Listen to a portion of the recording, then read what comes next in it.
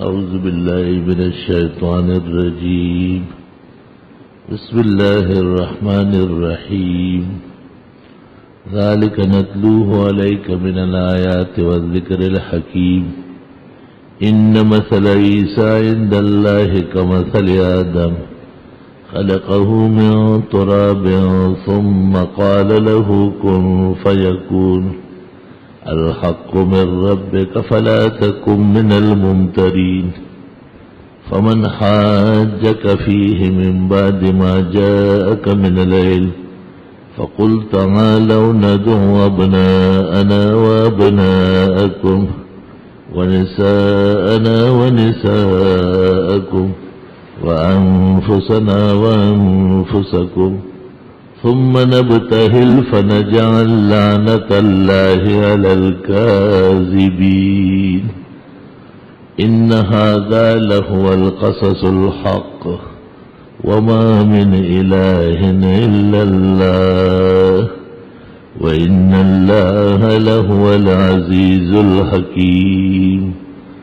فإن تولوا فإن الله عليم بالمفسدين. عن عائشة صديقة أم المؤمنين رضي الله تعالى عنها قالت قال رسول الله صلى الله عليه وسلم من أحدث في أمرنا ما ليس منه فهو رد. رواه البخاري ومسلم. اللهم صل وسلم على عبدك ورسولك ونبيك ونجيك محمد وعلى آله وأصحابه وبارك وصل وسلم عليه.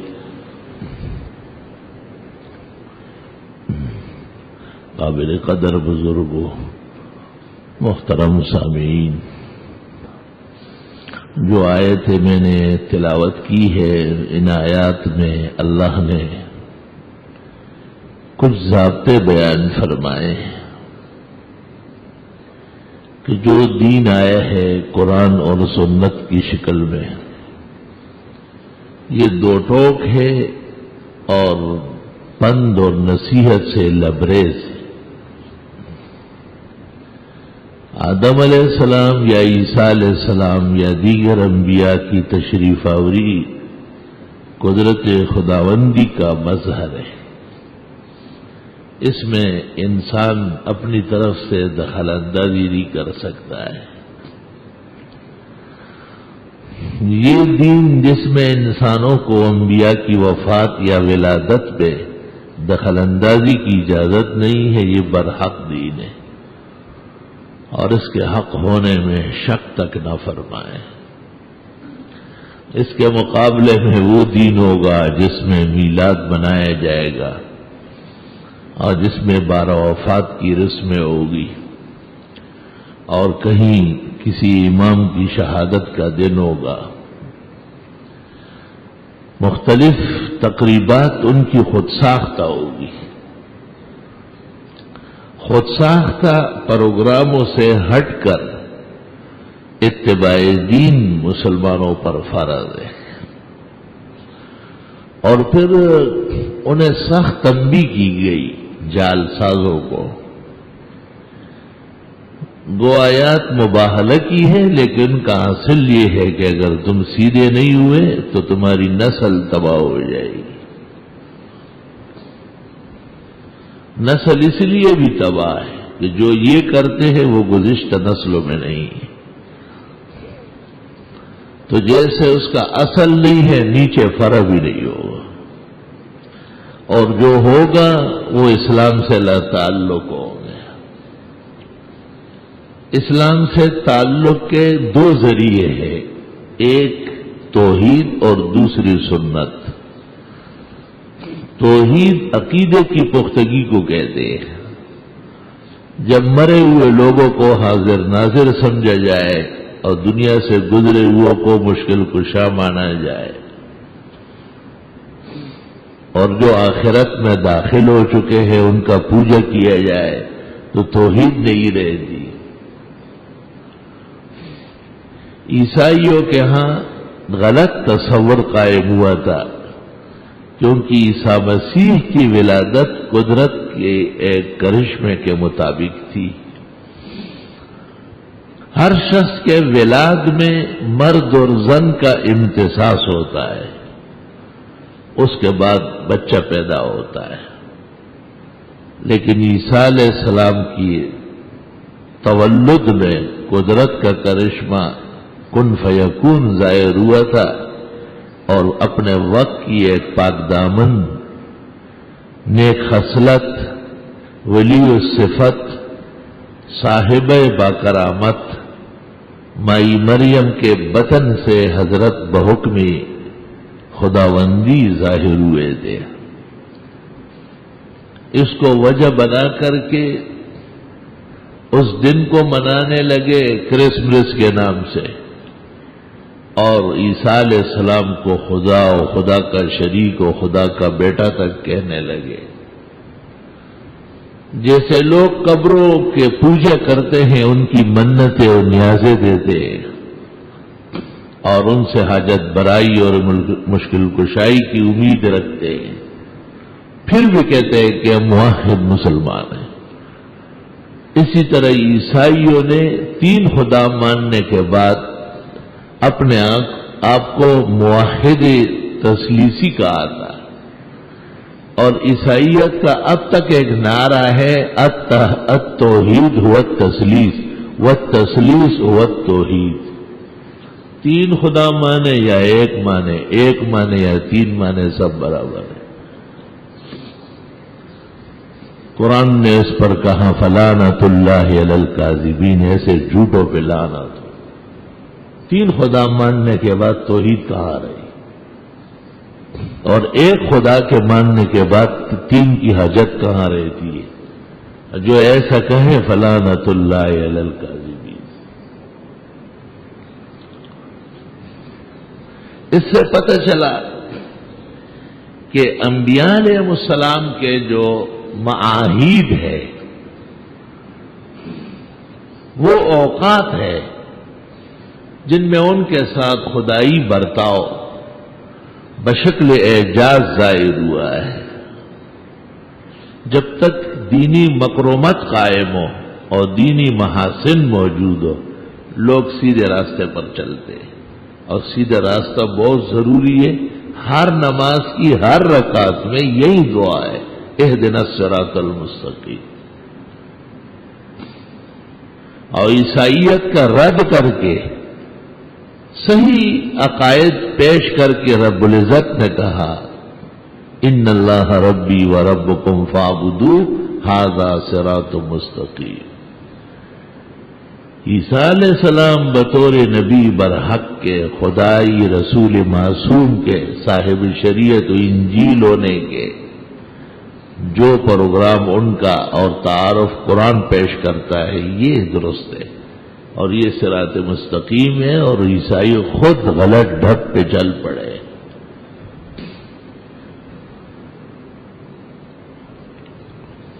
صراط مستقیم کا پہلا طبقہ آیت جب نازل ہوئی اور انہوں نے صراط مستقیم کے لوگ متعین کیے، تو ایک تو انبیاء علیہ السلام ہے جو خود داعیین ہے صراط مستقیم کے، دوسرے ان کے صحابہ ہیں، اور ان کو قرآن کبھی صدیقین کہتا ہے، کبھی شہداء، کبھی صالحین کہتا ہے۔ تیسرا طبقہ ان کے شاگرد اور ان کے اتباع جن کو فقہاء و محدثین تابعین کہتے ہیں، اور تیسرا طبقہ تبع تابعین، اور چوتھا طبقہ قیامت تک دین کی پابندی کرنے والے نیک مسلمان، عقائد و اعمال میں احتیاط کرنے والے۔ وَمَن يُطِعِ اللَّهَ وَالرَّسُولَ فَأُولَٰئِكَ مَعَ الَّذِينَ أَنْعَمَ اللَّهُ عَلَيْهِم مِّنَ النَّبِيِّينَ وَالصِّدِّيقِينَ وَالشُّهَدَاءِ وَالصَّالِحِينَ وَحَسُنَ أُولَٰئِكَ رَفِيقًا ذَلِكَ الْفَضْلُ مِنَ اللَّهِ۔ اللہ کا بڑا احسان یہ ہے کہ کسی کو درست عقائد اور دین کے موافق اعمال نصیب ہو جائے. ہمارے پیغمبر حضرت محمد مصطفیٰ صلی اللہ علیہ وسلم مکہ مکرمہ میں پیدا ہوئے ہیں، ایک معلوم گھرانے میں. ماں باپ، دادا دادی، نسل نسب سب عزت اور شرف کے لوگ تھے. کعبہ شریف کے اقرب ترین متولی تھے اور مکے میں عزت کا گھرانہ سمجھا جاتا تھا. ہرقل کے سوال کے جواب میں خود ابو سفیان نے یہ جواب دیا، انہو عندنا ذو نسب، وہ ہمارے ہاں عالی مقام و نسب کے. اس نے کہا وَكَذَلِكَ الرُّسُلُ تُبْعَثُ فِي أَعْلَى أَنْسَابِهِمْ، انبیاء اسی طرح معلوم النسب، شرافت اور عزت کے حامل ہوا کرتے ہیں. حضرت صلی اللہ علیہ وسلم پیدا ہوئے، جوان ہوئے. آپ کی پوری زندگی کتاب کے صفحے کی طرح دھلی دھلائی اور آپ کی زندگی جسے اسوہ حسنہ، سیرت طیبہ، حیات جاویداں اور بڑے مقدس ناموں سے تعبیر کیا گیا ہے. قرآن ایک مقام پر کہتا ہے لعمرک، تیری عمر اور بقا کی قسم. لعمرک اے عمروں کا، عمر و عمر بمعنی واحد. ابن المنیر اسکندرانی لکھتے ہیں فوائد التفسیر میں.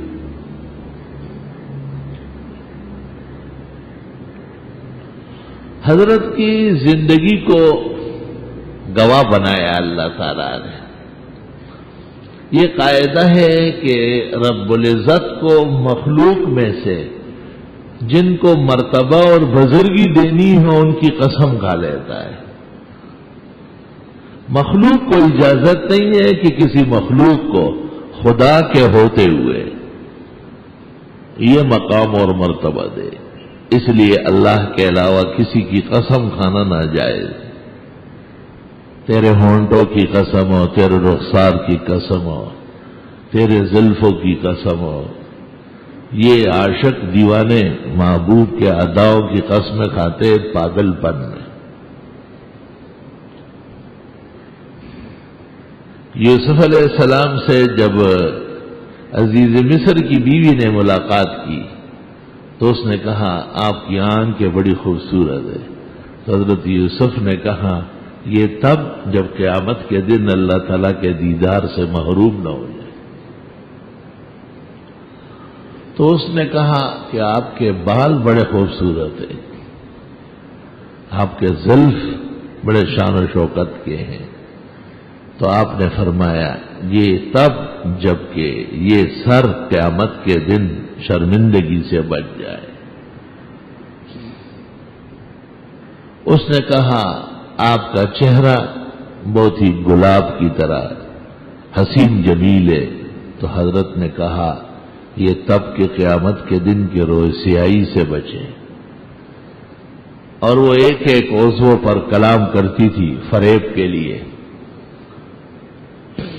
قرآن کہتا ہے کہ وہ فریب کرتی تھی. انکی قید کن، یہ سب اس کی چال چلن تھی.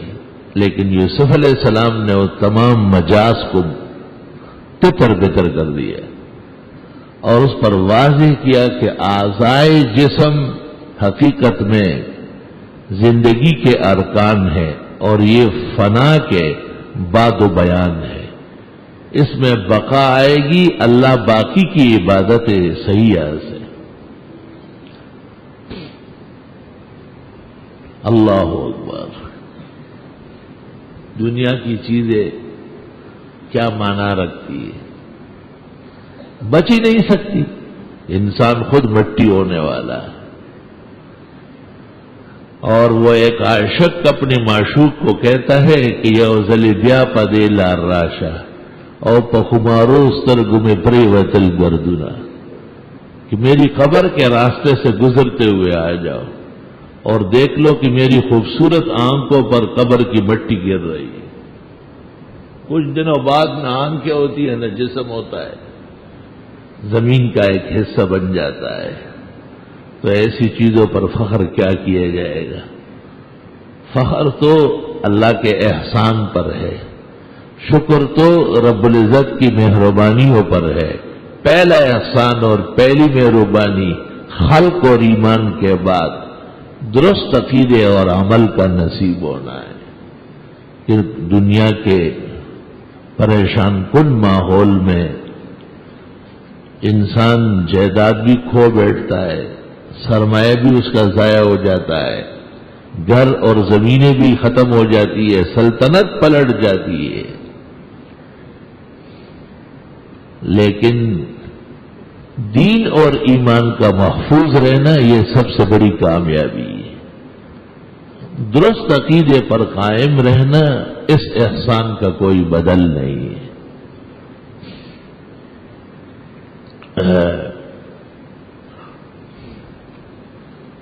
حضرت یوسف علیہ السلام 28 سال بعد اپنے والد حضرت یعقوب علیہ السلام سے ملے۔ 28 سال سفر میں مفارقت، جدائی، افسوس اور حسرت کے، اور یوسف علیہ السلام کے 7 سال تو جیل میں کٹ گئے۔ بلا وجہ کی پریشانیاں اللہ کے نیک بندوں پر آتی ہے۔ اس وقت یوسف علیہ السلام ایک دعا کرتے ہیں، بڑی عجیب دعا ہے، اور اس دعا میں ان تکالیف کا ذکر نہیں کرتے بلکہ اللہ کی نعمتوں کا ذکر کرتے ہیں۔ انت ولی فی الدنیا والآخرہ، آپ ہی میرے کارساز ہے یہاں بھی اور وہاں بھی، دنیا میں بھی اور آخرت میں بھی۔ توفنی مسلمن، مجھے موت دے دے اسلام کے ساتھ۔ والحقنی بالصالحین، اور نیک لوگوں کے ساتھ ملا کے رکھیے۔ نیک لوگ، نیکی کرنے والے، کتنی بڑی بات ہے۔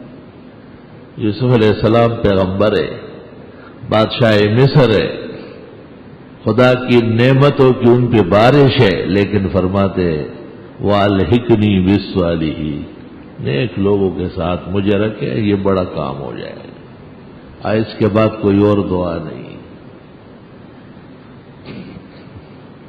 ایک تجھ خدا کو خدا سے مانگ لیا، سب کچھ مانگ کر اٹھتے نہیں ہیں ہاتھ میرے اس دعا کے بعد۔ سلیمان بھی بادشاہ ہے اور نبی برحق ہے، اور کئی لشکر جنات کے، انسانوں کے، پرندوں کے، ان کے لیے کمر بستہ ہے۔ زبردست قسم کا تخت ہے ان کا، جن کی نظیر قیامت تک نہیں ہوگی۔ اور غیر باشعور مخلوقات سے ہم کلام ہوتے ہیں، اور وہ بھی حضرت کی بات سمجھتے ہیں۔ تفاسیر میں ہے کہ چوئنٹی نے آپ کو کہا کہ آپ ہماری بات جانتے ہیں، یہ بڑی بات نہیں، آپ تو نبی ہے، بہت کچھ جانتے ہیں، ہم آپ کی بات سمجھتے ہیں، اس پر شکر کرو۔ لا الہ الا اللہ۔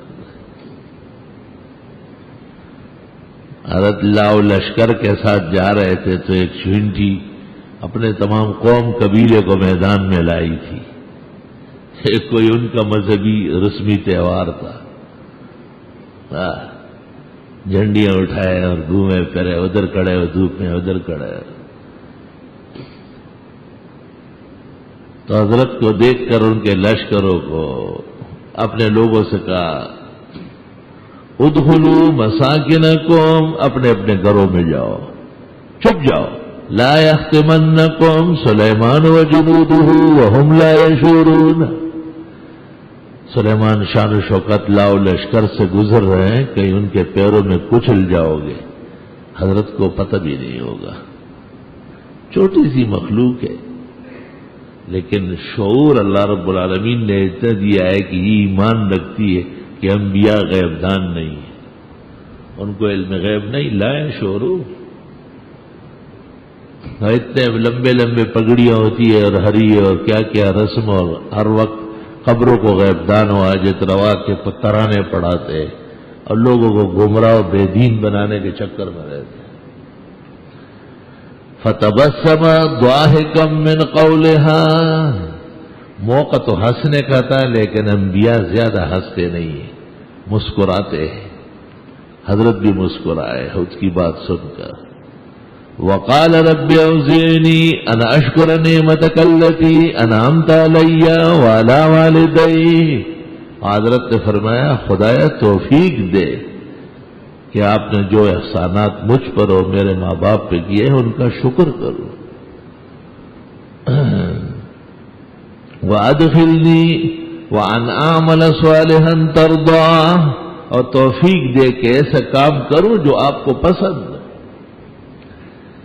پسندیدہ کام کو سنت کہتے ہیں، اور ناپسند کام اگر عقیدے کی خرابی ہو تو شرک کہلاتا ہے، اور اگر عملی طور پر نبی کے راہ و رسم سے ہٹا ہوا ہو تو اس کو بدعت کہتے ہیں۔ اور 6 آدمی ہیں جن میں حرم میں بھی لعنت ہے اور باہر بھی، ان میں ایک بدعتی ہے جس پہ ہر وقت لعنت برستی ہے۔ بدعتی اس کو نہیں کہتے کہ وہ زنا کرے یا وہ چوری کرے یا وہ قتل کرے یا وہ ڈانس کرے، اس کو تو زانی اور سارق اور قاتل کہتے ہیں، وہ تو جرائم ہے، سب لوگ جانتے ہیں۔ بدعتی اس کو کہتے ہیں کہ اس نے کوئی دینی خیالات قائم کیے لیکن وہ اسلام میں ہے نہیں۔ میں مثال دیتا ہوں کہ فجر کے وقت جو 2 رکعت تحیت المسجد پڑھے گا اور 2 رکعت تحیت الوضو پڑھے گا یا 2 رکعت صلاۃ حاجت پڑھے گا، تو ان 2 رکعت میں پڑھے گا اللہ اکبر، سبحانک اللہم و بحمدک، ثنا، اعوذ باللہ، بسم اللہ، فاتحہ سورت، اللہ کی کتاب، ایک حرف پر جو 10 نیکیاں مل رہی تھی، رکوع سجدہ قاعدات سب کرے گا، لیکن شریعت کہتی ہے ناجائز، یہ وقت نفلوں کا نہیں ہے، اس وقت صرف 4 رکعتیں، 2 رکعت سنت اور 2 رکعت فرض۔ جب ایک پتہ چل جائے کہ یہ کام بے بنیاد ہے تو اس کی خوبیوں کو نہیں دیکھا جائے گا۔ جب ایک دفعہ شریعت کا یہ قاعدہ پتہ چلا کہ یہ شریعت نے اس وقت کو نفلوں کے لیے نہیں رکھا ہے اور کوئی نفل پڑتا ہے تو فَلْيَحْذَرِ الَّذِينَ يُخَالِفُونَ عَنْ أَمْرِهِ، خدا کے رسول کے خلاف کرنے والا عذاب سے ڈرے۔ اور عصر کے بعد اگر کوئی شخص نفلیں پڑھنے لگے، عصر کی نماز 4 رکعت ہو گئی، گھنٹہ 1.5 گھنٹہ مغرب میں باقی ہے، آدمی ویسے ہی بیٹھا ہوا ہے اور وہ یہ خیال کر لے کہ ویسے بیٹھنے سے تو بہتر ہے کہ نماز کی 2 رکعت پڑھوں، نفل صحیح مگر عصر سے مغرب تک نفل نہیں، تو اب جو یہ اللہ اکبر کہے گا، ثنائے خداوندی پڑھے گا، قرآن کی سورہ فاتحہ تلاوت کرے گا، سورت ملائے گا، رکوع میں سبحان ربی العظیم سبحان ربی الاعلیٰ پڑھے گا، یہ تمام چیزیں صفر ہو گئی، کیونکہ شریعت نے اس کو پہلے سے نامنظور کیا ہے، اس وقت کو اس کام کے لیے مناسب نہیں کہا، لہذا یہ شخص ثواب کا نہیں عذاب کا مستحق ہے۔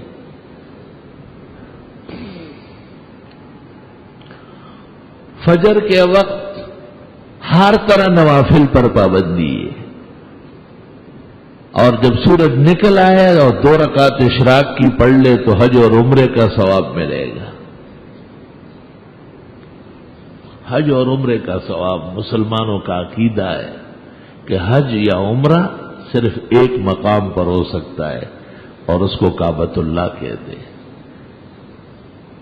دیکھیں جب حد درجے تعلق و محبت بڑھ جاتی ہے تو کہتے ہیں گھر آ جائیے، میرے ساتھ گھر چلے۔ گھر سب لوگوں کو نہیں لے کے جاتے، باہر ہوٹل میں بھی کھانا کھلا سکتے، ڈیرے میں بیٹھ لو۔ تو یہ شخص جس نے اتنے بڑے وقت کو صرف اس لیے اس میں نفل نہیں پڑے کہ یہ وقت شریعت کی طرف سے نفلوں کا نہیں ہے، اور اب سورج نکل آیا اور اجازت دے دی، تو اس انتظار پر شریعت اتنی خوش ہوئی کہ اللہ تعالیٰ نے کہا نفلیں کیا ہوتے ہیں، رکعتیں کس کو کہتے ہیں؟ حج اور عمرہ، پڑھے 2 رکعت نماز ہے، ثواب حج اور عمروں کا ملے گا۔ سونا کب بٹتا ہے، یاقوت و مرجان کب دیے جاتے ہیں؟ کوئی اعزازی موقع ہوتا ہے۔ پتہ چلا کہ بدعت سے بچنا اصلی دین ہے اور عین صراط مستقیم ہے، اور بدعات سے پرہیز کرنے میں اسلام کی روح کی زندگی ہے۔ حدیث میں ہے ایک جماعت ہمیشہ حق پر ڈٹی رہے گی،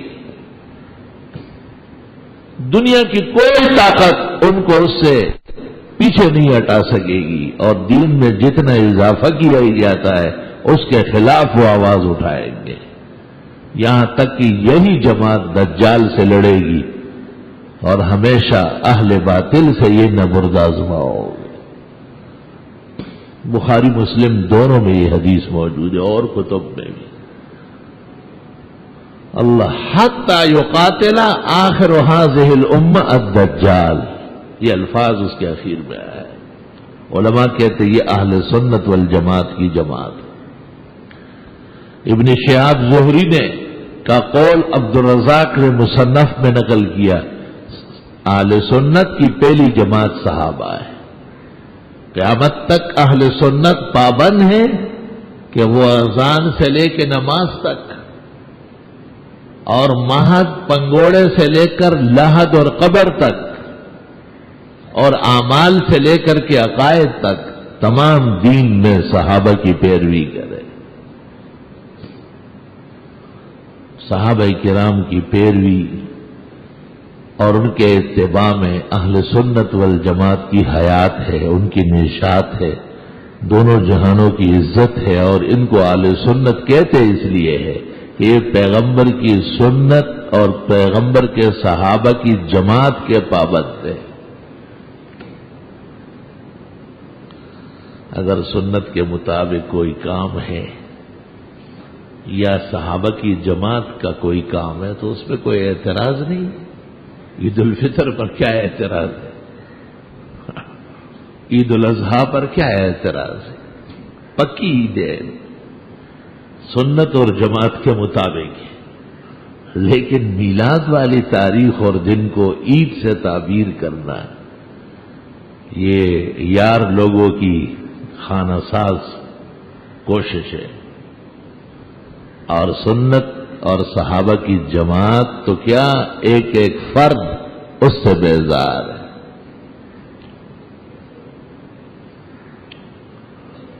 معتبر کتب میں ہے عبداللہ بن مسعود رضی اللہ تعالیٰ عنہ، وہ مسجد نبوی تشریف لائے، انہوں نے دیکھا سورج نکلنے کے بعد جماعت ہو رہی۔ یہ کیا جماعت ہے؟ کہ یہ لوگ بڑے جوش خروش سے اشراق کی اور چاش کی نماز جماعت سے پڑھتے ہیں۔ فقام، عبداللہ بن مسعود کھڑے ہو گئے، وَلَبِسَ بُرْنُسًا، اور عبا پہن لیا، وَأَخَذَ الْعَصَا، لاٹھی لے لی، وَرَاحَ عِندَهُمْ، وہاں تشریف لائے، وَقَالَ، اور پھر فرمایا، هَذِهِ الْأَصْوَابُ لَمْ تُخْلَقْ وَهَذِهِ الظُّرُوفُ لَمْ تُكْسَرْ، جن برتنوں میں ہم نے پیغمبر کے ساتھ کھانا کھایا ان میں بہت سارے ہیں، ٹوٹے نہیں سارے، اور جو کپڑے ہم نے آپ کے ہمراہ پہنے ہیں وہ بھی ابھی پہنے جا رہے، یعنی دین بالکل توانا ہے، ہر چیز قائم دائم ہے۔ وَمَا أَرَاكُمْ إِلَّا مُبْتَدِعِينَ، میں تمہیں بدعتی سمجھتا ہوں۔ اس وقت اشراق ہوا ہے اور چاشت ہوئی ہے، جماعت نہیں ہوئی۔ یہ جماعت کا اضافہ تم بے دینی کی وجہ سے کرتے ہو۔ پھر انہیں پتھر مارنا شروع کیا، حتی اخرجہم من المسجد، یہاں تک کہ مسجد نبوی سے باہر نکالا۔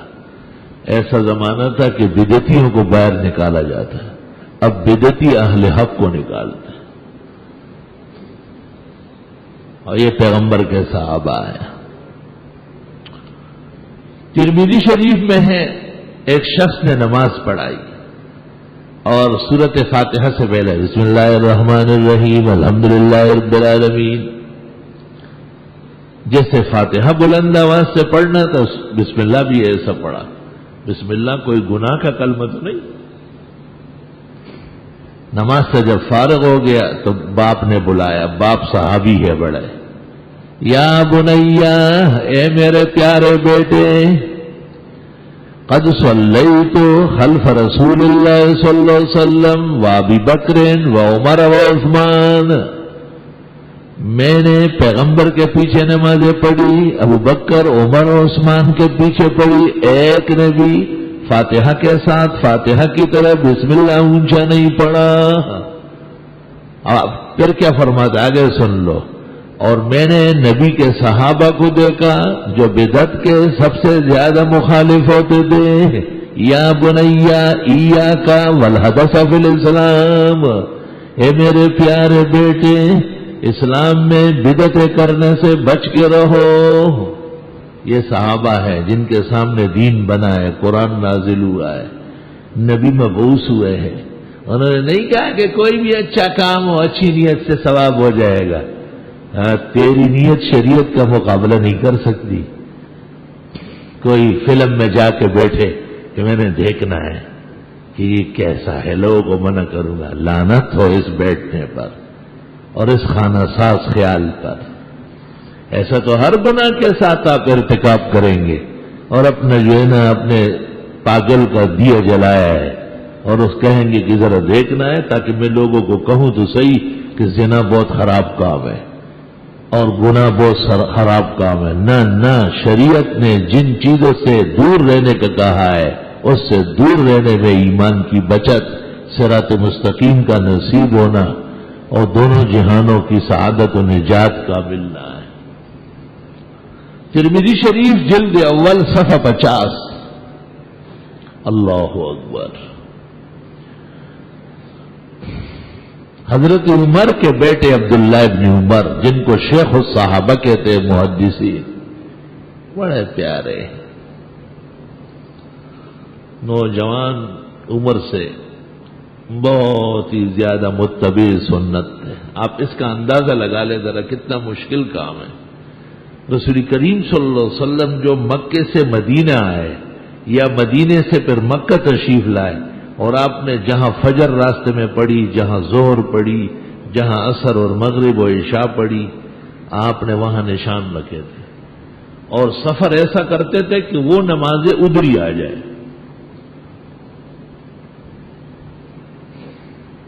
امام مجاہد ان کے خاص شاگرد ہیں۔ امام مجاہد نے ان سے پوچھا، آپ نبی کے ساتھ زیادہ دیر تک نہیں رہے؟ کہا ہم تو پیدا ہی اسلام میں ہوئے، میرے ابا جان تو ابتدائی لوگوں میں سے۔ حضرت عمر کا نمبر اسلام لانے والوں میں 50واں ہے، 49 آدمی آپ سے پہلے مشرف بہ اسلام۔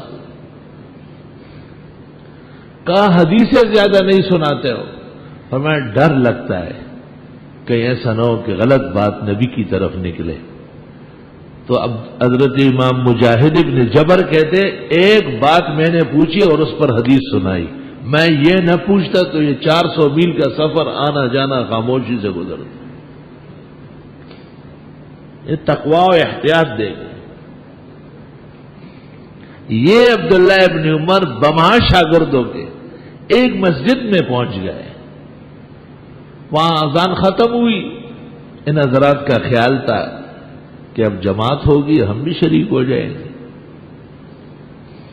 آج لوگ ہم سے پوچھتے ہیں بدعتی کے پیچھے نماز ہوتی ہے؟ نہیں، میں کہتا ہوں تجھ جیسے بے غیرت کی ہر جگہ ہو جائے گی۔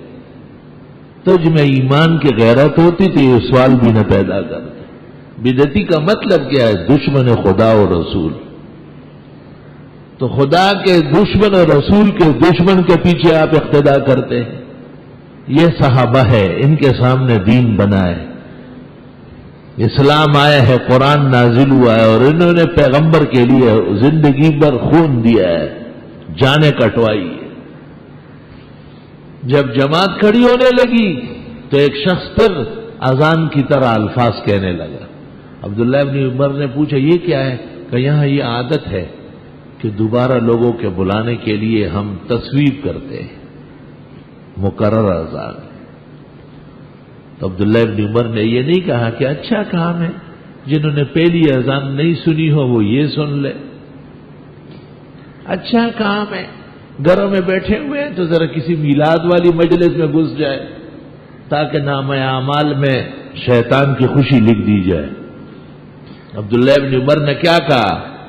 اخرجوا عن مسجد هذا المبتدع، اس بدعتی کی مسجد سے باہر نکلو۔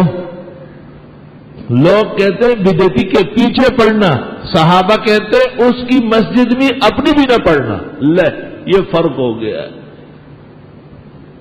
عجب سا زمانہ ہے، اور مردانہ زنانہ ہے اور زنانہ مردانہ۔ یہ عمر کا بیٹا ہے، یہ شیخ الصحابہ ہے، اور ان کی موجودگی میں دین اسلام پروان چڑھ رہا ہے، عرب و عجم میں، شرق اور غرب میں پہنچ رہا ہے۔ لا الہ الا اخرجوا عن مسجد هذا المبتدع، اس بدعتی کی مسجد میں سے باہر نکلو، اور ان جماعت میں سے ایک فرد نے بھی وہاں نماز نہیں پڑھی، کیونکہ جہاں بدعت ہوتی ہے وہاں خدائی قہر نازل ہوتا ہے، غضب آتا ہے۔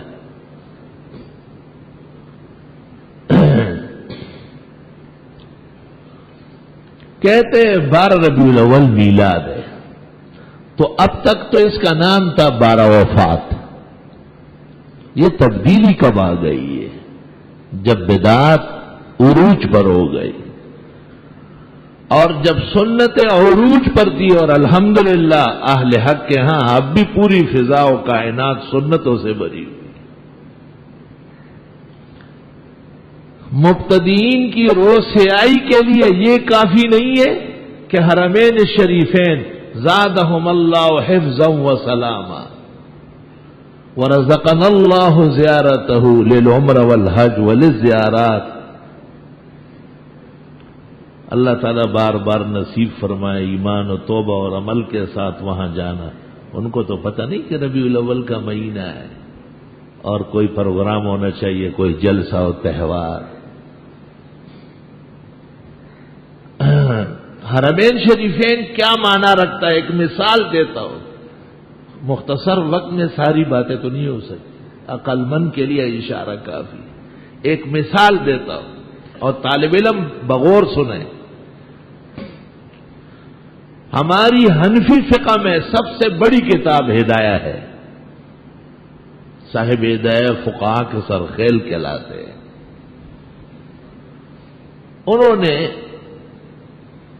آداب المساجد میں ایک مسئلہ شروع کیا ہے کہ مسجد میں کبوتر رہ سکتے ہیں؟ کبوتر بیٹ کرتی ہے، کبوتر کبھی بچے گرتے ہیں، کبھی وہ مر جاتا ہے، لاش پڑی رہتی ہے، مسجد صاف ستھرا ہونا چاہیے، ٹنگ کبھی نہ ہو، پلاسٹک کاغذ تک نہیں ہونا چاہیے۔ تمام صفائی ستھرائی کے احکامات و آداب صاحب ہدایت کو سامنے رکھ کر وہ کہتے ہیں ہاں لعمل الحرمین الشریفین، کیونکہ حرمین شریفین میں اس صدی سے لے کے آج تک کبوتروں کا رواج ہے۔ ایک بچہ بیٹھا ہوا تھا، باپ بھی تھا اس کا، کبوتر اس کے قریب میں آیا، دانا دیکھ رہا تھا، بچے نے پکڑ لیا۔ تو میں نے اس کا بیٹے حرم شریف ہے، یہاں تو نہیں پکڑ سکتے۔ اس کے باپ نے اس کو ایسا کیا اپنی زبان میں، بچے نے یوں کیا، کبوتر یقین کر لے میرے پاس آ کے بیٹھ گیا شکریہ کے لیے۔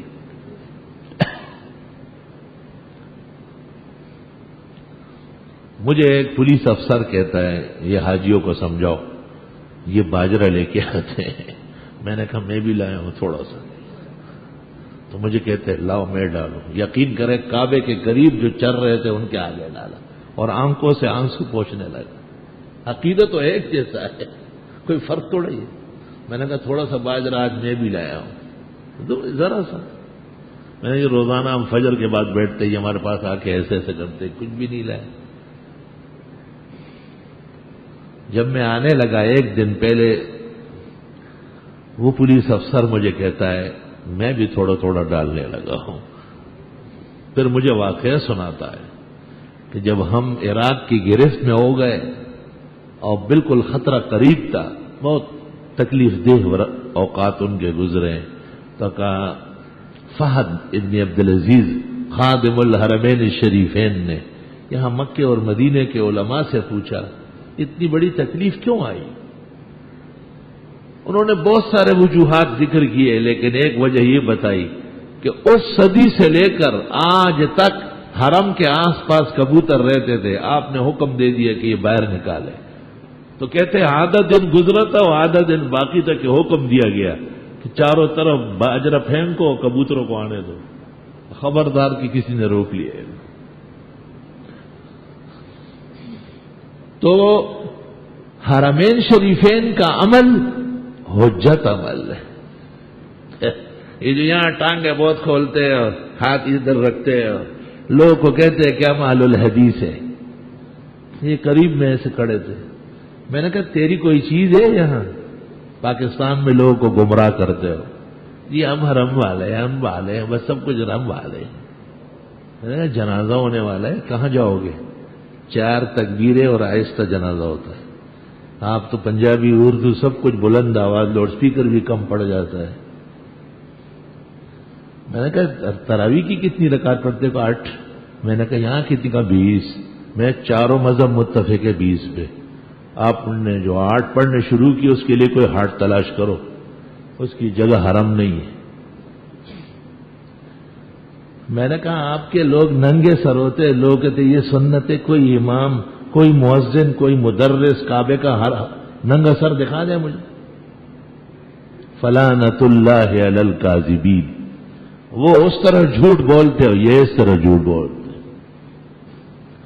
صراط مستقیم جب نصیب ہو جائے، سب سے پہلے عقیدے میں پختگی آئے گی، توحید پختہ ہو جائے گی، اور دوسری نعمت یہ نصیب ہوگی کہ اعمال میں پیغمبرانہ اتباع، جناب نبی کریم صلی اللہ علیہ وسلم کا اتباع، وہ تو اصل ہے۔ وَمَا أَرْسَلْنَا مِن رَّسُولٍ إِلَّا لِيُطَاعَ بِإِذْنِ اللَّهِ، اللہ کا حکم یہ ہے کہ پیغمبر کا اتباع ہو۔ اور پیغمبر کس چیز کا اتباع کرتے؟ ان اتبع الا ما یوحى الی، میں خالص وحی کی پابندی کرتا ہوں۔ تو گویا پیغمبرانہ نظام حیات، اعمال ہو یا عقائد، خوشی کے پروگرام ہو یا غم کے، انفرادی ہو یا اجتماعی، مردوں کے مسائل ہو یا خواتین کے، وہ اللہ تعالیٰ کی وحی کے سے مقتبس ہے۔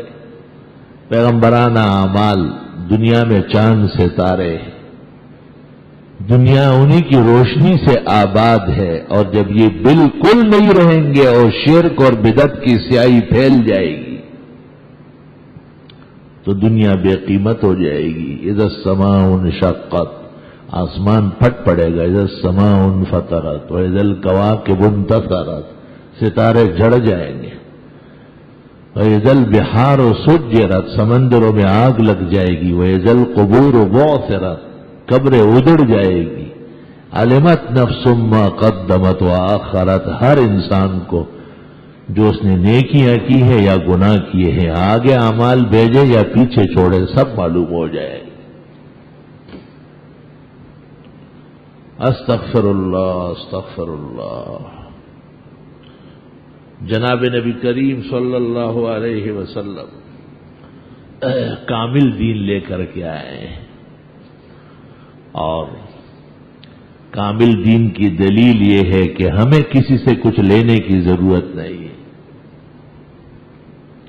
سوال یہ ہے کہ حضرت پیدا ہوئے، وہ ولادت کا دن ہے، حضرت بڑے ہوئے، حضرت نبی بنے، وحی شروع ہو گئی، قرآن نازل ہوا، صحابہ کا جمع غفیر جمع ہو گیا، غزوات پیش آئے، ہجرت کی نوبت آئی، عمرے اور حجۃ الوداع تک نوبت پہنچی، وفات ہو گئی، اس پوری زندگی میں جو اعمال کیے گئے ہیں وہ سنت ہے۔ اسلامی سال جب شروع ہوا تو ہجرت سے ہوا، ولادت سے نہیں ہوا۔ ولادت کے ساتھ یہ تشبہ کس چیز سے ہے؟ یہ عیسائیت سے،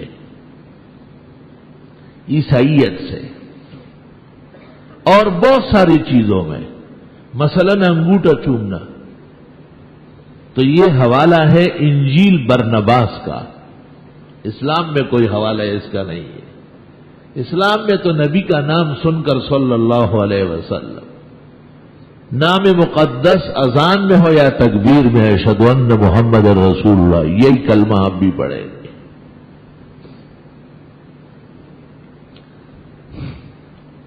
اور قبور کا جو پوجا ہے اور قبر پرستی ہے، یہ بھی عیسائیت سے ہے۔ عیسیٰ علیہ السلام تو مرے نہیں ہیں، زندہ تابندہ عنصری حیات کے ساتھ بتکوین خداوندی آسمانوں پہ اٹھائے گئے۔ یہ اسلامی عقیدہ ہے، اس میں شک کی گنجائش نہیں۔ قرآن کی آیات اور 250 کے قریب احادیث اس نظریے پر موجود ہے۔ امام الاثر مولانا انور شاہ نے کتاب لکھوائی شاگردوں سے، التصریح بما تواتر فی نزول المسیح، عیسیٰ علیہ السلام زندہ ہیں، مرے نہیں، قرب قیامت میں پھر اس امت کے ایک فرد کی حیثیت سے آئیں گے۔ یہ احادیث متواتر ہے، اور متواتر حدیثوں کا حکم قرآن کی آیت کی طرح ہے، اس کا شک یا انکار کفر ہوتا ہے۔ عیسیٰ علیہ السلام تو تشریف لے گئے آسمانوں پر، عیسائیوں نے ان کے کئی سال بعد سوچا کہ کئی پیغمبروں کی قبریں ہیں، ہمارے پیغمبر کی قبر نہیں ہے، تو بیت المقدس کے بیچ میں ایک لمبی چوڑی قبر بنائی،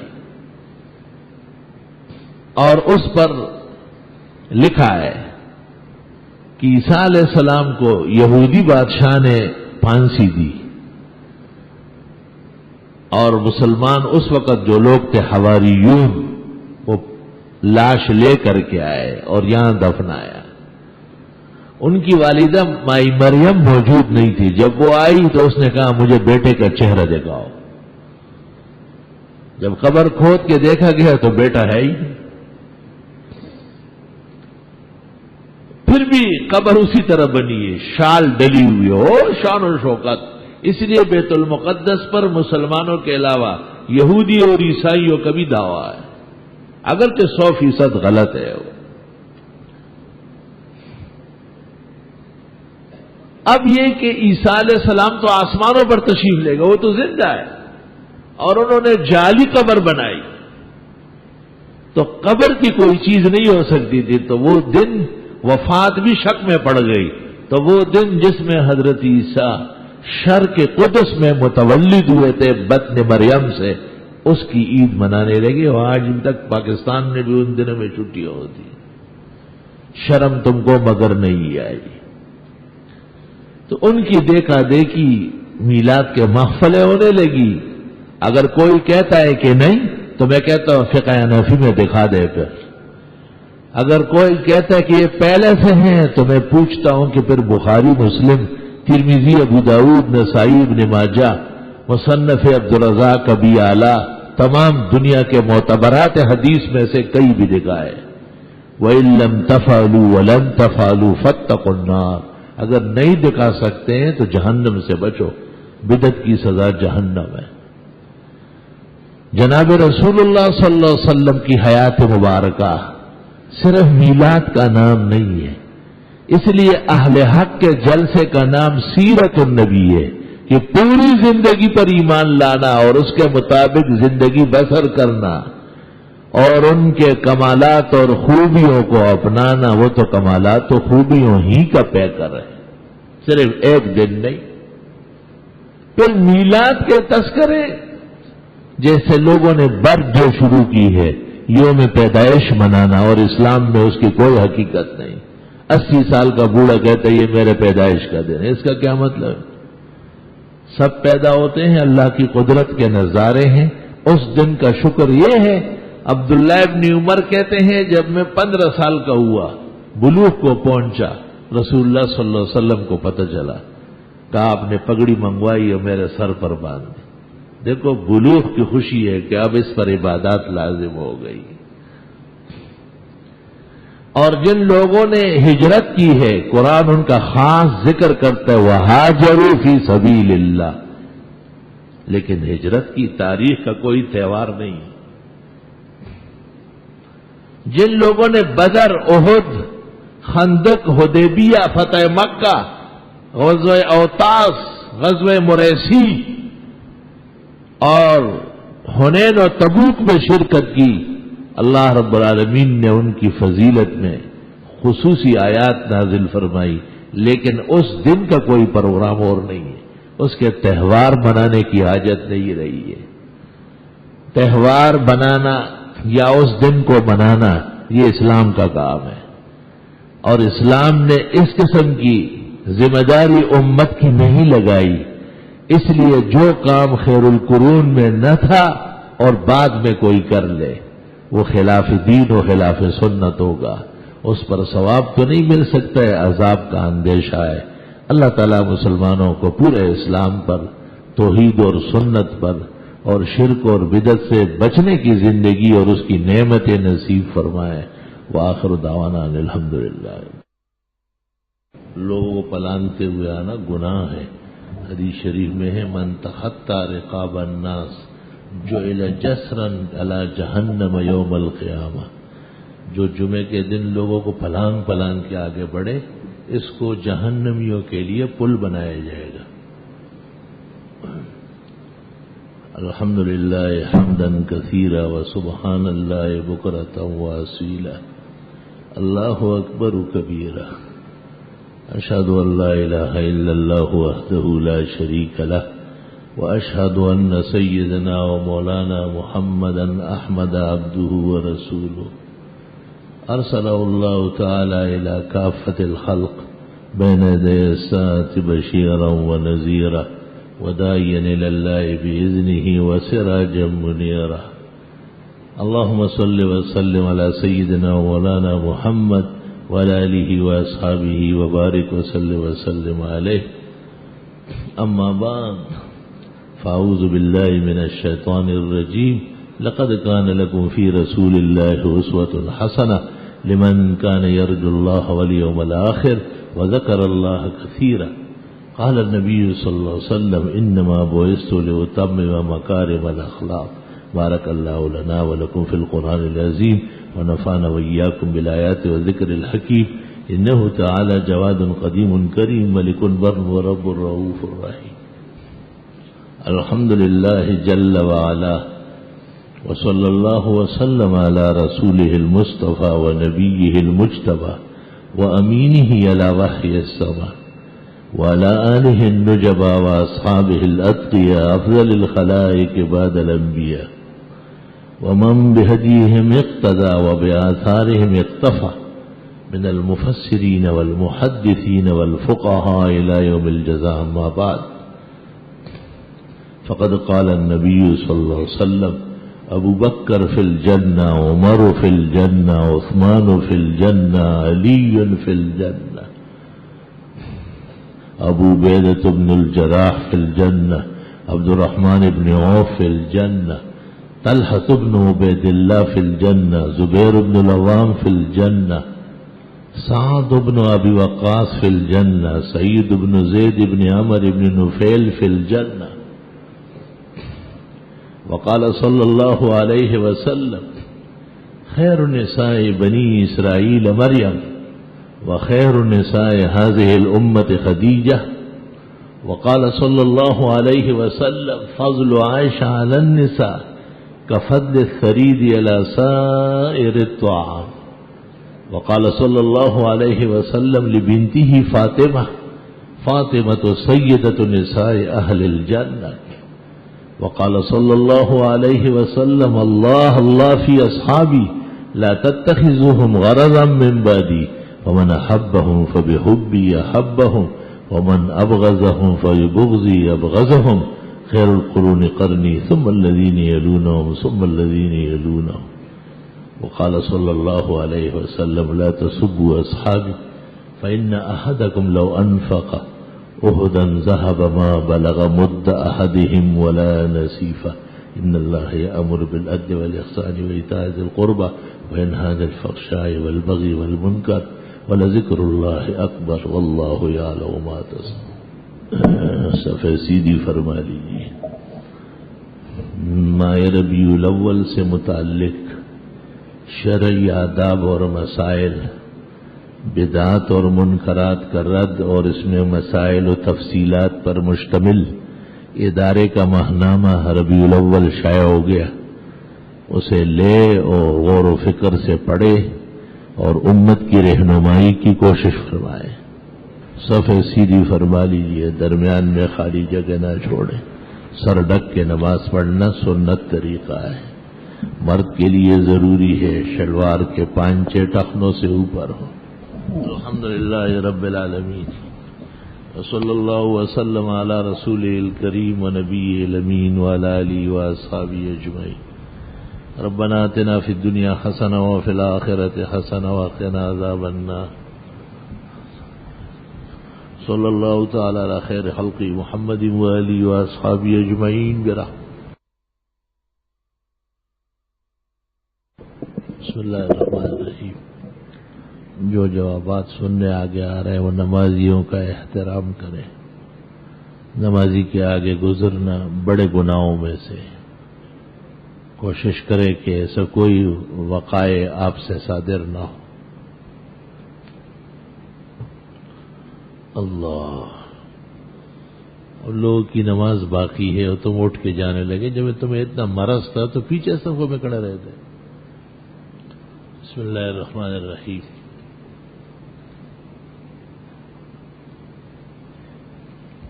آپ نے دعا بتائی تھی رزق کی تنگی کی. ابو داؤد کی وہ دعا بتاتے اللہم انی اعوذ بک من الہم والحزن واعوذ بک من العجز والکسل واعوذ بک من الجبن والبخل واعوذ بک من غلبۃ الدین وقہر الرجال. کیا ظہر کے بعد سورہ فتح اور سورہ رحمان پڑھنا چاہیے؟ بہتر ہے. آپ کے نام مبارک میں پہلے سیدنا بڑھا دینا افضل و مستحب ہے. ثابت بھی ہے اور افضل بھی ہے. ایک دینی رسالے میں لکھا ہے کہ شوہر اپنی بیوی کو غسل دے سکتا ہے. کیا یہ صحیح لکھا ہے؟ غسل کا مسئلہ اختلافی ہے. بعض طرق میں ہے کہ حضرت فاطمہ کا غسل حضرت علی نے دیا ہے، لیکن یہ غلط ہے. حضرت علی نے غسل دینے والی عورتوں کو تاکید کی تھی اور طریقہ بتا دیا تھا. باقی اگر ایسی نوبت آئی تو غسل دینا ضروری نہیں ہے. بس کفن پہنا کر کے اوپر سے تیمم کرا دیا جائے. کیا خواتین بھی ظہر سے پہلے سورہ کہف پڑھے یا بعد ظہر؟ ان کے لیے بھی جمعے کے دن نماز جمعہ سے پہلے کی گھڑیوں میں سورہ کہف پڑھنا سنت طریقہ ہے. کیا خون، گردہ اور باقی انسانی اعضاء کسی کو عطیہ کرنا یا ان کی خرید فروخت ناجائز؟ اگر کسی کے وطر کی نماز قضا ہو گئی تو وطر کو اگلے دن عشاء کے بعد ہی ادا کرنا، نہیں فجر سے پہلے وطر پڑھ لے. جب تک پڑھے نہیں ذمے پر رہیں گے، واجب ہے.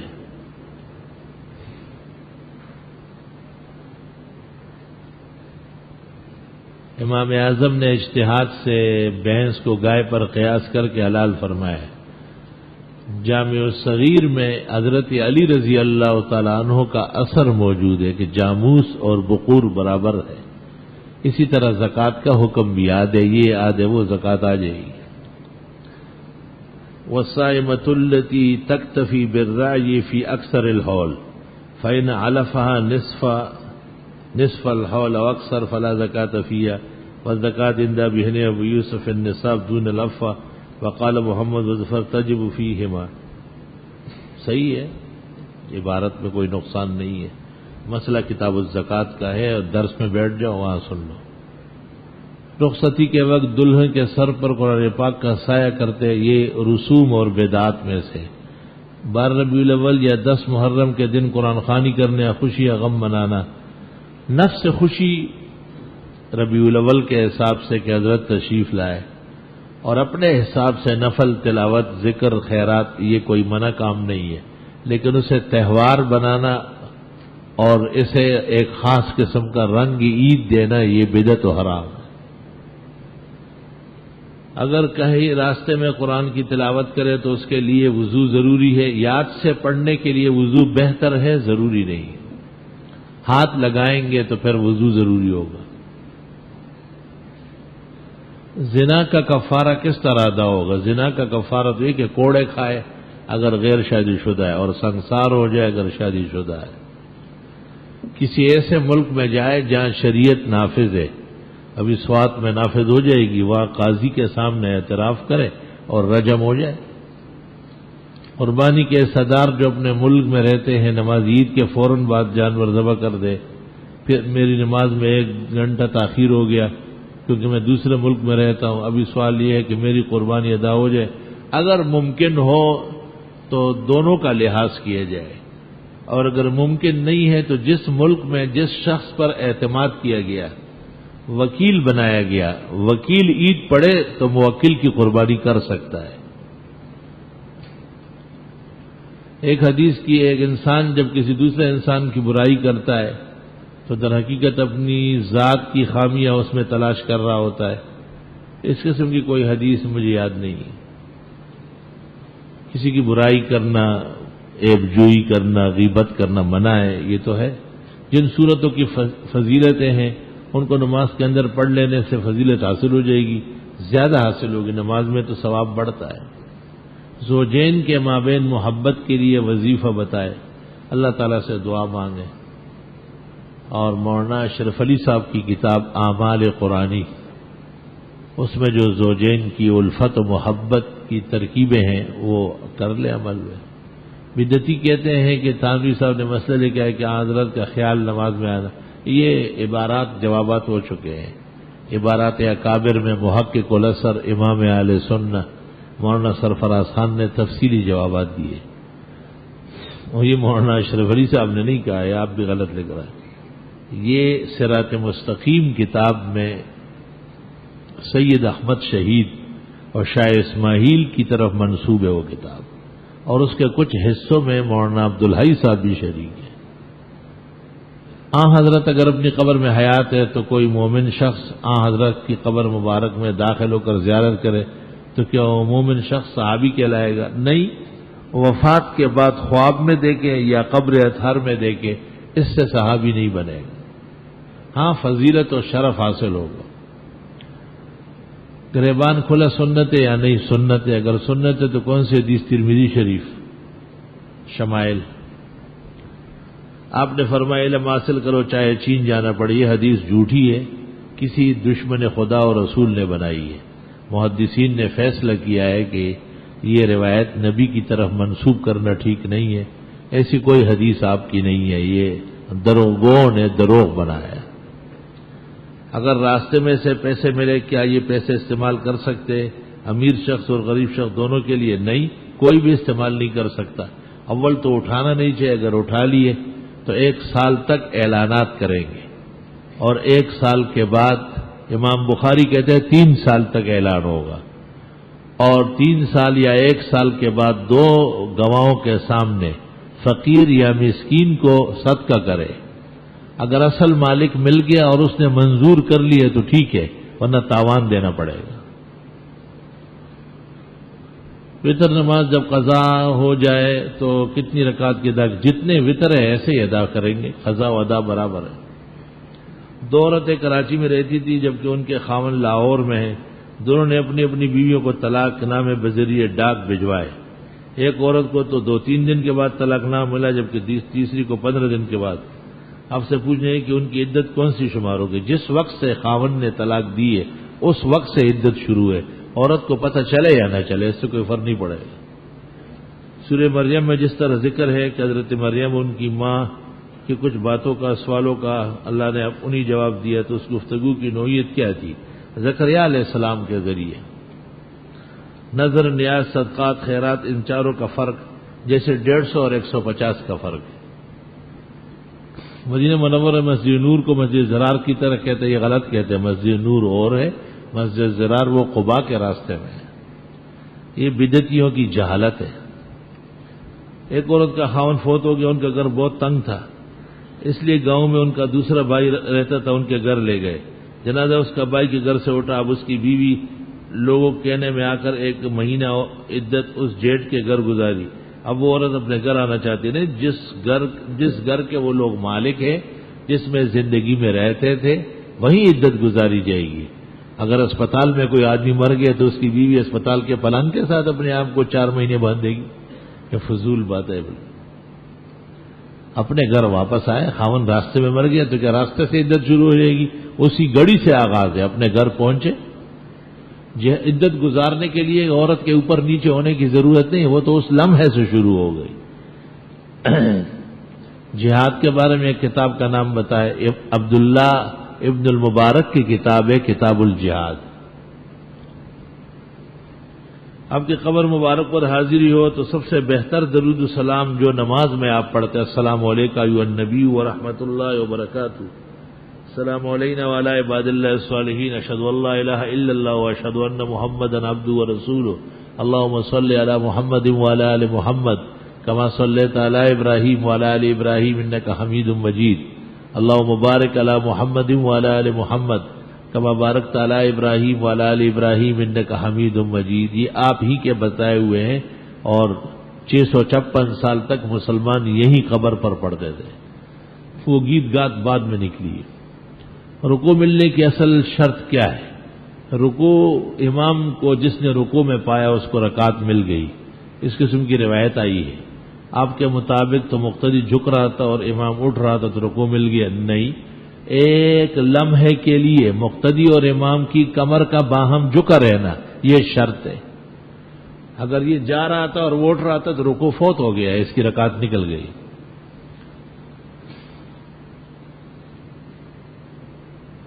عالم سے جو سنا ہے وہ صحیح سنا ہے۔ بدعتی لوگ کہتے ہیں کہ میلاد پر تو ترمذی میں بھی باب قائم ہے، بخاری شریف میں باب وفات النبی قائم ہے، پھر وفات کے دن کیا کریں گے یہ لوگ؟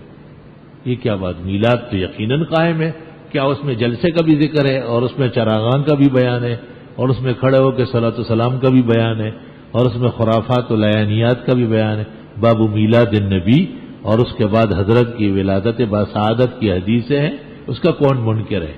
لیکن تہوار، جلسہ و جلوس ثابت نہیں ہے۔ ایک نیا نام داخل کرا رہے ہیں، ربیع النور۔ یہ اصل میں ربی کے ساتھ نور کا لفظ ادب کی کتابوں میں پہلے سے ہے، جیسے کامل مبرد میں، لیکن اس کا یہ مطلب نہیں کہ نبی نور ہے اس لیے ربیع النور ہے، یہ انہوں نے اپنے خیال سے، جیسے حدیث میں ہے وزنت عرشی، عرش کے وزن کے برابر، تو یہ پڑھتے ہیں وزینت عرش۔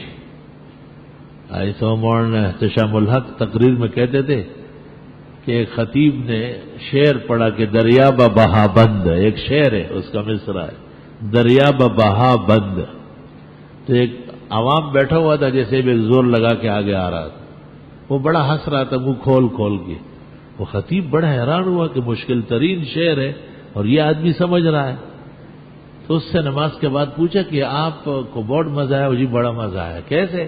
کہا دریا میں جو بندر ڈوب رہا تھا لڑکیاں کھا رہا ہوگا، کیا مزہ آ رہا ہوگا۔ دریا بہا بند کو بندر بنا دیا اس نے۔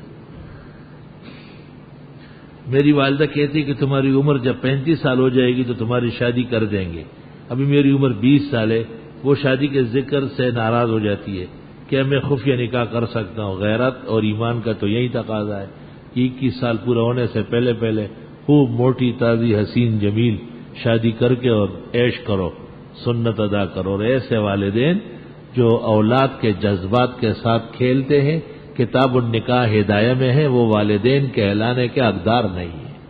ان کے حقوق ختم ہو گئے. ان سے کہو پھر 35 سال نہیں 55 سال سے ہی رہیں گے تاکہ اس کی بھی قبر کے اندر ہڈیاں گل جائے. ایسی مائیں تو جاپان میں ملے گی جو اولاد کی خوشیاں نہیں دیکھنا چاہتی.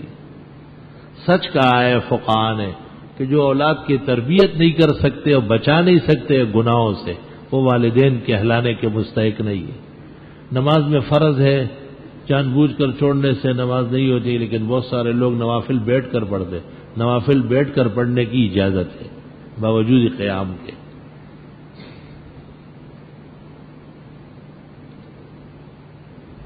بڑی بڑی عبارتیں اور عربی یہ علیحدہ اللہ کے پیش کرو، یہاں ضرورت نہیں اس کی. کیا عورت کو دیکھ کر نکاح کا پیغام دینا اسلام میں جائز ہے؟ جی جائز ہے. وہاں جابر رضی اللہ عنہ ٹھیک ہے حدیث. عرب لوگ نماز کے سلام پھیرنے میں ایک طرف سلام پھیر کر دوسری طرف نہیں پھیرتے، غلط ہے. حرمین شریفین میں امام دونوں طرف سلام پھیرتا ہے. ہاں جنازے میں حنابلہ ایک سلام کافی سمجھتے ہیں. کیا پگڑی پہنتے ہوئے بیت الخلاء جانا مکروہ ہے؟ جس پگڑی سے آپ نمازیں پڑھ رہے ہیں پڑھا رہے ہیں یہ پگڑی یا ٹوپی اندر نہ جائے. بہتر ہے کہ کوئی اور متبادل صافہ ہو یا ٹوپی ہو. بدعتی سلام میں کہتے ہیں لاکھوں کروڑوں سلام، تو کیا ایک دفعہ میں اتنے سلام پہنچ جائیں گے؟ پہنچ جائیں گے کسی صحیح النسب اور صحیح السنت کا. بدعتی تو دشمن خدا اور رسول ہے، اس کے گیت گانے کی یہی دفن ہو جائے گی. آپ ایک خاتون نے خلع لے لیا ہے، ان کی عدت کی مدت جس دن سے عدالت نے خلع کا فیصلہ کیا ہے صحیح شرائط کے بعد اس وقت سے خلع عدت شروع ہو گئی. اگر ایک لڑکا ماہ رمضان میں ہاتھ کا زنائے نے مزدنی کرے تو روزہ صرف اسی کے دن کا رکھے گا یا پورے مہینے کا؟ نہیں، اسی دن کا. اس نے پورے ماہ میں 5 یا 6 دفعہ اس طرح فیل کیا ہے، 5-6 روزے اس کے ٹوٹ گئے اور یہ دوبارہ رکھے جائیں گے. میرا دل چاہتا ہے کہ آپ کے مفتی اعظم پاکستان بن جائے، مجھے معاف فرمائے، میری جگہ آپ بن جائے. وہ ایک بنے ہوئے ہیں مفتی اعظم اور شیخ الاسلام، وہ بڑا مہنگا پڑ گیا ہے، ساری اسکیم فیل ہو گئی. عرض یہ ہے کہ میں نے ایک حق پرست پیر سے بیعت کی ہے اور اس نے مجھے استغفار دیا ہے کہ استغفار پر دن بھر پڑھو، اور تقریباً 1 سال ہوا کہ میں وظیفہ کرتا ہوں لیکن میرا دل نرم نہیں ہوا اور کسی کا دعوت مجھ پر اثر نہیں کرتی. تبلیغ والوں کا بیان بھی سنتا ہوں لیکن مجھ پر اثر نہیں ہوتا. آپ کا دل جو ہے ٹین کا بنا ہوا ہے. آئی سمجھ؟ قرآن کریم میں اللہ نے بنی اسرائیل کے دلوں کو کہا ہے ثم قست قلوبکم من بعد ذلک فہی کالحجارۃ او اشد قسوۃ. پتھر سے بھی تو کبھی پانی نکلتا ہے، کبھی نہر و چشمہ بہتا ہے. اللہ تعالیٰ سے دعا کرے اور آپ کی محنتوں کا آپ کو ثواب ملے گا. دل ایک ہی دن بہت زیادہ نرم ہو جائے گا. رات کو آ جاتے مولانا فدا الرحمان صاحب تقریر کر رہے تھے اور تقریر میں خاص طریقے سے رونے لگے تھے تو آپ کا بھی دل نرم ہو ہی جاتا. دل نرم ہونا کس کو کہتے ہیں یہ تو سمجھنا چاہیے تھا. دل نرم ہونا کا مطلب رونا نہیں ہے، نہ چمڑا ٹھنڈا ہونا ہے. دل نرم ہونا خدا کا خوف ہونا ہے. دل نرم ہونا شریعت کی مطابقت کرنے کو کہتے ہیں. طے کر کے حلال کرنا جائز اور درست ہے اور اس سے حلال ہو جائے گی. میں ایک جاہل آدمی ہوں، قرآن پاک بھی نہیں پڑھ سکا، آخرت کی فکر لائے کہ جناب سے درخواست ہے نجات کے لیے کوئی آسان عمل. قولوا لا الہ الا اللہ تفلحوا. لا الہ الا اللہ سچے دل سے پڑھو اور اس کے مطابق رہو سہو، انشاءاللہ جنتی ہو. عید کے دن اشراق چاش کی نماز جائز ہے؟ نہیں، منع ہے. اگر جائز ہے تو کب پڑھنے چاہیے؟ ضرورت ہی نہیں، عید کافی ہے. سلام پھیرتے ہوئے درمیان میں کچھ لمحہ رکنا کیسا ہے؟ ضرورت نہیں ہے، متصل بھی ہو سکتا ہے. السلام علیکم ورحمۃ اللہ، السلام علیکم ورحمۃ اللہ، زیادہ بہتر اس طرح ہے. لیکن ہمارے ائمہ بیچ میں سانس لے لیتے ہیں. اور 27 فروری کو امت افغان ٹھیک ہے، وہ سب باتیں آتی رہتی، اخبارات کی باتوں کی ضرورت نہیں. اگر ایک گاؤں میں ایک مسجد میں ہو اور وہ بدعتیوں کی ہو تو اس مسجد میں دیوبندی حضرات نماز پڑھ سکتے ہیں. نماز تو پڑھ سکتے اس خیال سے کہ ان کی بھی اصلاح کرے، اور اگر یہ اسی بدعت کا حصہ بنتا ہے تو پھر ابن عمر کے قول کے مطابق نکلنا چاہیے. صبح صادق سے سورج نکلنے تک کیا قضا عمری پڑھ سکتے ہیں؟ قضا عمری پڑھ سکتے مگر لوگوں کے سامنے نہیں اور مسجدوں میں نہیں، گھر میں جہاں آپ نے جرائم کیے وہیں پڑھی.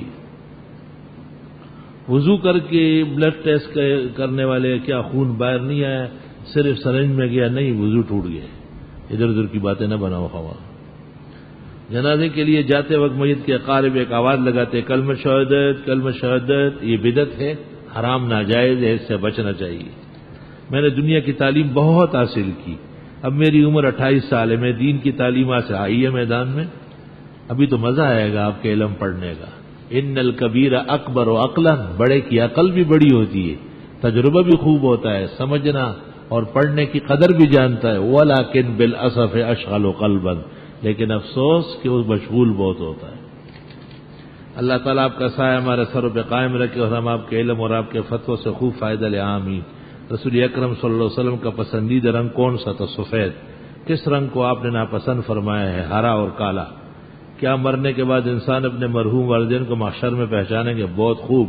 میرے پوتے جس کی عمر 1.5 سال ہے، ریڑھ کی ہڈی کا آپریشن ہوا ہے، وہ اپنے پیروں کے استعمال سے معذور ہے. اللہ صحت و شفا عطا فرمائے.